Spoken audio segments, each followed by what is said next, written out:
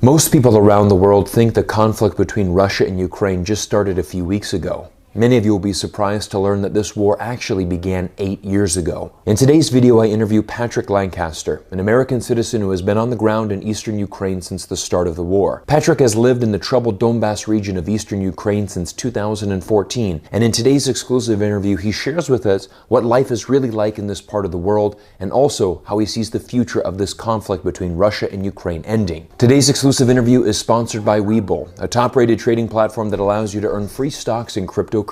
For the real insight into what's happening with this war, let's join Patrick live on location on the streets of Donbas, Ukraine. Right now, I'm in center Donetsk. Donetsk is the capital of the anti-Ukraine government, Donetsk People's Republic, one of the two that just was recognized by Russia. Okay. Not long before the war, or this part of the war started. Yeah. How long have you been in this area?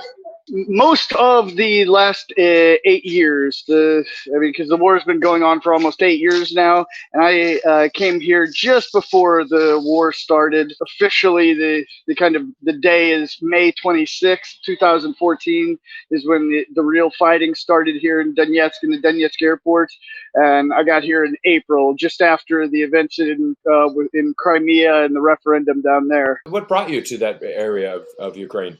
I had been traveling around Europe, doing some stuff as a photographer, not too much, just kind of more artsy stuff than actual news things. And I ended up in Greece when there was some unrest going, and kind of got an enjoyment out of showing some news that wasn't getting shown in other places. And then actually, when Maidan started, I had heard about a little what was going on, but I wasn't really in the politics of it, between Russia and Europe and Ukraine at that point. But I was seeing some interesting photos coming out, and I thought, oh, that might be interesting to see what's really going on. But then it kind of fizzled down, and then once Crimea started to develop, I decided, okay, I want to go there and kind of check it out and see what the real situation is with my own eyes, and see if I can help share some of that information.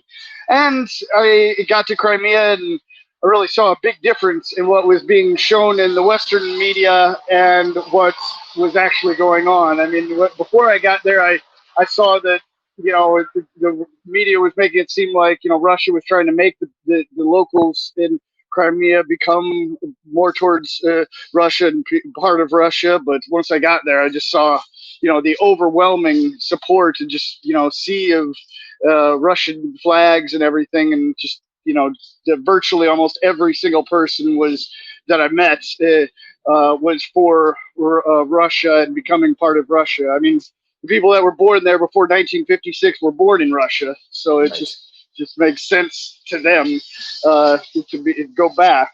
And then once I was there for the referendum, and then once that kind of fizzled off and started calming down, once Russia was in, and it was a done deal pretty much. Then Donetsk started to develop. So I ended up going to Donetsk here and staying, showing the referendum here as well. Again, how it's a lot different than the West was making it out to seem. Seeing the fact that there's no Ukrainian language spoken here. There's, the vast majority of the population is ethnically Russian, and they all would like to consider this, this area part of Russia. I mean, they definitely do now. At that point, it was still kind of back and forth. They're forming the DPR, the Donetsk People's Republic. Well, I don't know if you heard that. That was just a little bit of shelling coming from the edge of the city. Do you feel relatively safe going about your day? Or, I mean, every day are you pretty worried about your safe of your family, your wife, your children? How does that work for you? Okay, we're here in the center, and we're staying very safe as possible. Even though I go to the front every day to report, we still take precautions and things. I mean, there at the beginning of the war, we were putting the mattresses up against the windows and things just to stay safe, but we're taking all precautions. Now, you said the vast majority of people there are ethnically Russian. You know, there's Russian flags. People are speaking Russian. What about the Ukrainian people there? I mean, is there a small minority of local Ukrainians that also live there? And when that switched and it went, when it officially turned to Russia, how was the local sentiment? Was a lot of people happy about that? And then how about that for the local Ukrainians that were there? I know that there's still some say that were speaking Ukrainian or that are ethnically Ukrainian. How did they feel? Did they move out of that region, or are they still there? How does that work? Well, yeah, there's definitely a minority of other people besides the ethnically Russian, even not only Ukrainians. There's the Crimean Tatars as well. But as far as the Ukrainians, they still all speak Russian, and they did before the referendum and Russia taking over. But some of them did choose to leave, like some of the police force and the military that was there. Not all of the military, but it was kind of an interesting time because the Crimean switched over without any real war. I mean, absolutely no war down there. There was a few shots here and there with some of the bases and things, but I mean, for all intents and purposes, Crimea made a turnover without any real fighting. And people were free to leave if they wanted, to stay if they wanted. Okay. And all people who stayed were able to get Russian citizenship. And yes, the people were extremely happy. And I've gone back to Crimea every year. Well, except for 2020. But every year besides that, back to Crimea. For one, to do a little reportage and see how the situation is, and just to have a little vacation in the summer as well, because really amazing beaches there, just really a nice place. So basically what you're saying is when that switched over to officially becoming part of Russia, there really wasn't a lot of turmoil there. Most of the people there were ethnically Russian. They were able to get Russian citizenship. Everyone there speaks Russian already. So it's a very easy transition, more or less. And right now it's been pretty peaceful over the last few years in Crimea. You go back every summer, nice beaches, nice holiday. So that's a good insight, I think, for people better understanding that. Tell us more about this eastern part of Ukraine, the Donbas region that we hear about, because we know that there has been a lot of conflict there for the past 8 years. And I think it's a very similar setup. Is it right? Similar to Crimea, there's a tremendous amount of ethnic Russians. Mostly Russian language is being spoken in this region. Do you see a similar sentiment where people are wanting to have the same thing as Crimea? Would they want to be part of Russia? They want to be cut off from Ukraine and part of the Russian Republic? Well, I will tell you with one thing. The locals that live here do not consider this part of eastern Ukraine. Anymore. Yeah, that's something that kind of went out the window after the referendum 8 years ago, and especially now that all this new developments are happening, especially with the recognition from Russia. And over the last 2 years, Russia has been issuing Russian passports and citizenships to the locals here. So yeah, I mean, these people have been living under 8 years of war. That's what a lot of people in the West don't realize is, Russia is invading Ukraine right now, but that's not the start of the war. The war started in 2014, and these people here in Donetsk have been under intense attack year after year from Ukrainian territory. They've been fighting back, of course, but I mean, they started this with protests in 2014 after Maidan and after Crimea, and a lot of them hoped and prayed that after seeing what happened in Crimea, that Russia was able to absorb Crimea again. They thought the same thing was going to happen here. Once they did their referendum, they put up their borders.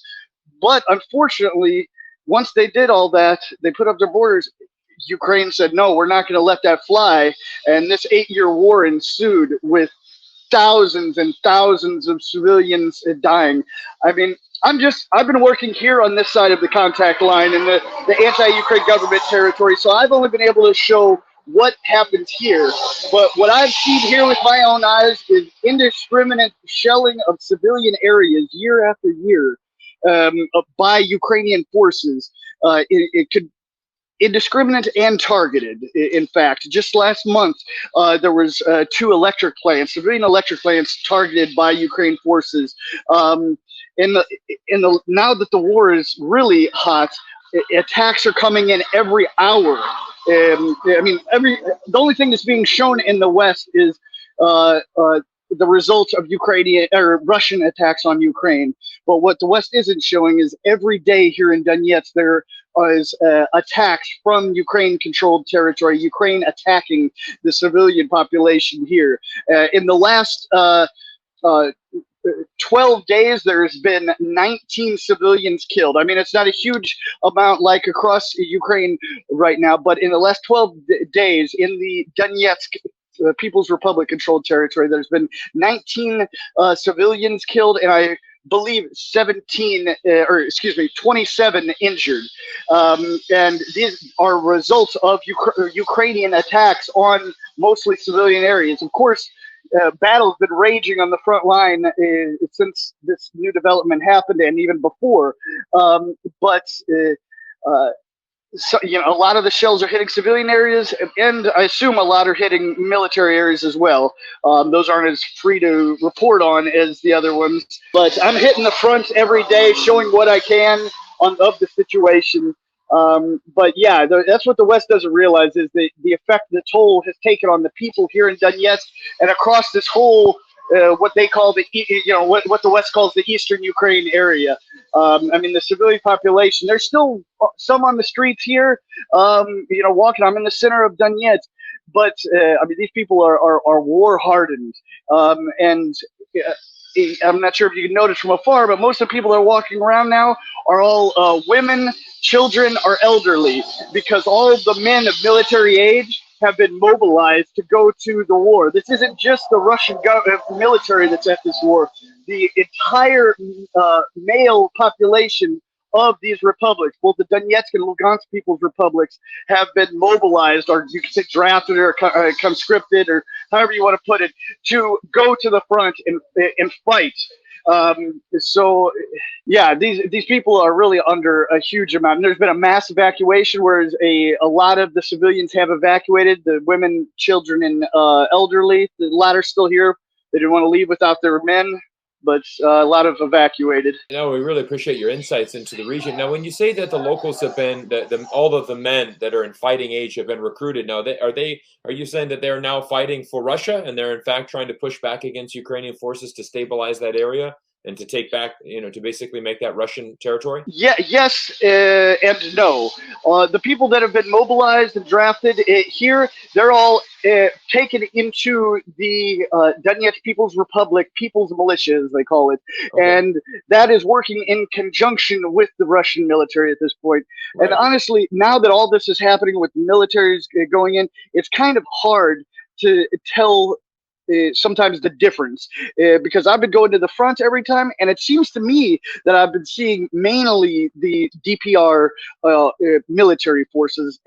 Just in my opinion, and I honestly hate to put a lot of my own opinions that aren't facts into my reports, but it seems that Russia is more hitting the inland parts of Ukraine and kind of moving towards the republics, and it seems like they almost are giving the job of taking the original Donetsk People's Republic and Lugansk People's Republic territories.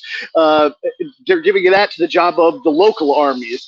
I'm just saying this because it's kind of the feeling that I've been getting, because the Donetsk and Lugansk People's Republic militaries are younger. You can kind of tell a difference that, they're just not as, militarized and, and proper. But I mean, over the last 8 years, this republic, they started as protesters, but they've made a government here, made a military, and it's turned into two real countries. And I mean, they've got everything going, the economic structure, the infrastructure, everything now is changing. And to get back to your last question before I got off on the tangent, was about people wanting to become Russia.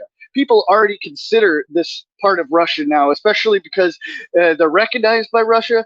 That they're just waiting. They're just waiting for Russia to say, okay, you're part of Russia now. They look at everything as a stepping stone. First was having the referendum. It didn't come as quick as they thought it would after that, being part of Russia. But then Russia issuing passports to the locals here. Well, and before that, issuing their own passports, because there is the Donetsk and Lugansk People's Republic passports. After that came Russian passports. And then a few weeks ago, the official recognition of the republics by Russia, and everybody thinks the next step is going to be the republics being part of Russia, or the republics staying part of Ukraine, but this Ukraine, as we all know, is going to be a totally different Ukraine. Whatever happens, it's not going to be anything like it was before. So, yeah. Yeah, I have a question about that. I mean, from my perspective, I see these two breakaway regions that are ethnically very very Russian influenced. They ethnically they feel Russian, they speak Russian, they have Russian passports now. Essentially, these two regions want to be part of Russia, which potentially could happen. Now, do you think that Putin's war, against Ukraine, is this really just about these two regions? In my mind, why wouldn't Putin enter in and just try to take these two regions away, as opposed to bombing the entire country? Do you think that Putin wants more? Does he want all of Ukraine? Is that really his end game here, is to try to take over the entire country? It's a good question, because when the 12 days ago, when the war started, everybody was shocked. I was shocked. I've been here for 8 years most of the time, and everybody is shocked about how this is playing out. Because at max, the majority of journalists, people that have been here on this side of the contract, in the know of what's happening, what's been happening, see the toll this has had on the people, and what the Russian ideas are and things.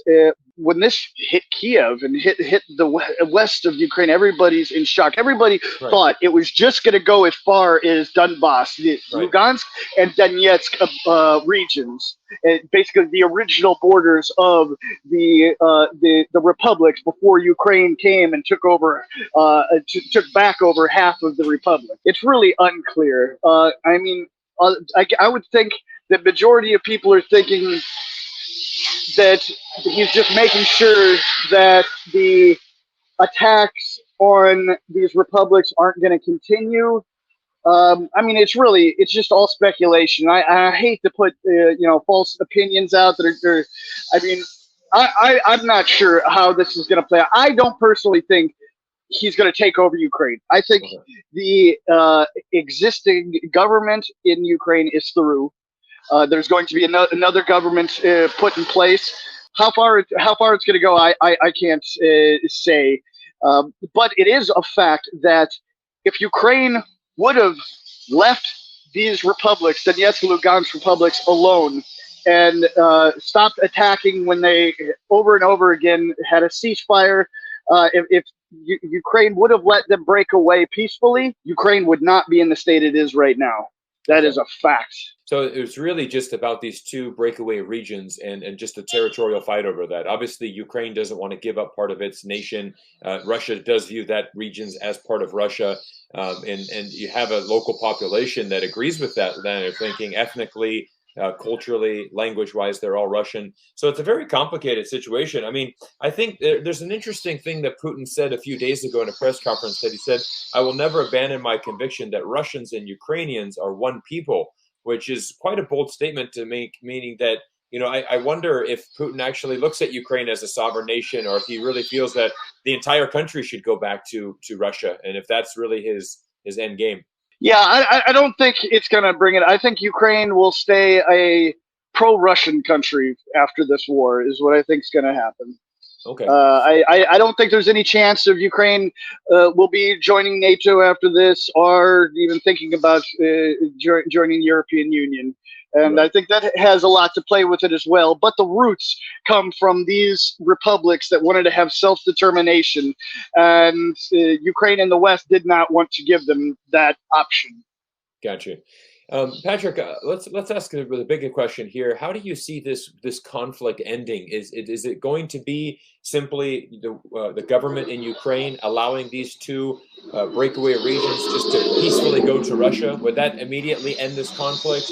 Would it be a guarantee from Ukraine that they will never join NATO? Is that going to be the end to this conflict? How do you see, most importantly, the end of this unfortunate conflict playing out? Russia has told Ukraine that if Ukraine recognizes that Crimea is part of Russia and recognizes the independence of these republics, Lugansk and Donetsk, and as well agrees and guarantees there will be joining no foreign bloc, assumably referring to NATO and European Union, then the fighting will immediately stop. That is the newest promise from Russia. I don't think they're going to accept it, but I think it would save a lot of lives if they did. But I don't think the West will let them accept it, because if Ukraine officially says that Crimea is part of Russia and the republics are independent, then the West will have to admit that as well. And then the West will not let Russia take that win. And I don't think Ukraine can do that without the okay of Russia. I'm not trying to sound too much of a conspiracy theorist, but that's just the fact that we're in right now. With the support that Ukraine gets from the West, there are certain things that they have to listen to and have to abide by. So it's really hard to see how this can play out and how this can end. But it could end at any time, or it could go for another 8 years. That's what I've learned in the several wars that I've reported in, is you never know what's going to happen. Things can just stop in the next 5 minutes with some surprise agreement, or they could drag on for years and years and years and years. I've been here watching this war go on for years, even though the world thinks it's only been a less than 2-week war. I've been here for 8 years showing this war. Patrick, I want to thank you so much for joining today and really sharing your insights. I mean, you're an American that's been living in Eastern Ukraine, or this breakaway region, for 8 years now. You have a tremendous amount of experience. And how can everybody follow your journey? What's the best way? Well, the main way is Patrick. Just search my name, Patrick Lancaster, on YouTube, and I'm the first one that comes up. At the rate that YouTube is banning channels, I hope I'll be the first one up for quite a while, but we'll see. But on Twitter, at PL News Today, or as well search Patrick Lancaster Works. Everyone, I want to thank you for watching today's exclusive interview with Patrick Lancaster. He's a fellow American citizen who, again, I consider a very valuable resource when we're trying to learn about the complexities of this conflict between Russia and Ukraine. As I always advocate, it's really important that you spend time with people on the ground, as they can share with everybody some genuine insights that you will not be able to find on mainstream media. This is a big thing of what I do on this channel. I try to bring in experts that have really some amazing insights to help us all better understand the situation. And I also want to thank Webull for sponsoring today's exclusive interview. Webull is a trading platform that I personally use to manage my stocks and cryptocurrencies. And what's really amazing right now is that they're running a fantastic promotion. If you use my promotional link down in the description below and you register and fund a new account, they're going to gift you 5 brand new stocks just as a bonus for signing up today. In addition, if you register to trade cryptocurrencies and complete at least one crypto trade, they're also going to gift you $5 of cryptocurrency. This is an amazing time to get started in investing, as again, a lot of people around the world are beginning to worry about the future, and when there's a lot of fear in the markets, usually there's some amazing stocks at a very good price. And if you're looking for a trading platform, please give Webull a try. This is a product that I personally use and fully endorse. As always, thank you all for your continuous and amazing support, and I look forward to seeing you all in the next video.